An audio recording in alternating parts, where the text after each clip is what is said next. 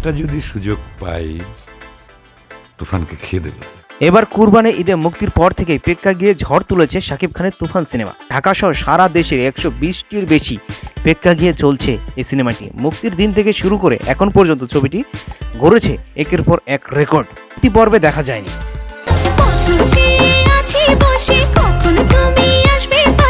তুফান সিনেমায় বাঘা ভাগা অভিনেতারা অভিনয় করেছেন।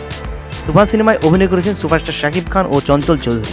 এছাড়াও অভিনয় করেছেন ওপার বাংলার জনপ্রিয় অভিনেত্রী মিমি চক্রবর্তী। আর এপার বাংলার নায়িকা তো রয়েছেই নাবিলা। হলগুলোতে চলছে তুফান, আর দর্শকরা এতে বেশ খুশি। তুফান সিনেমা দেখতে পেরে তারা খুশিতে হাততালি দিচ্ছে, কেউ সিটি বাজাচ্ছে। কোথায় তাদের কাছে তুফান মুভিটি অসাধারণ লেগেছে।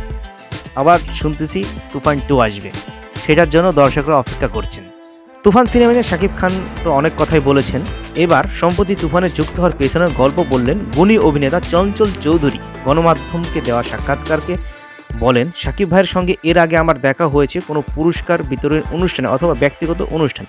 সেখানে তার কথাবার্তা শোনার পর আমার মনে হয়েছে তিনি আসলে বাংলা সিনেমার জন্য একজন ডেডিকেটেড মানুষ। শুধু অভিনয় নয়, আমরা অনেক ইন্ডাস্ট্রিতে কাজ করেছি।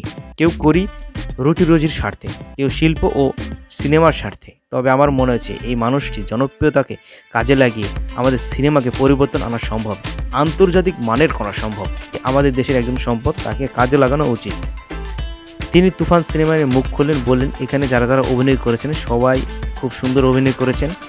পাশাপাশি পশ্চিমবঙ্গের নায়িকা মিমি চক্রবর্তী আনার পেছনে একই যুক্তি দেখালেন চঞ্চল চৌধুরী। তিনি বললেন, সিনেমাটিতে কলকাতার দর্শক নির্ভর করতে মিমিকে আনা। মিমি ওখানকার খুব জনপ্রিয় একজন অভিনেত্রী, তার জনপ্রিয় ওখানে তুঙ্গে।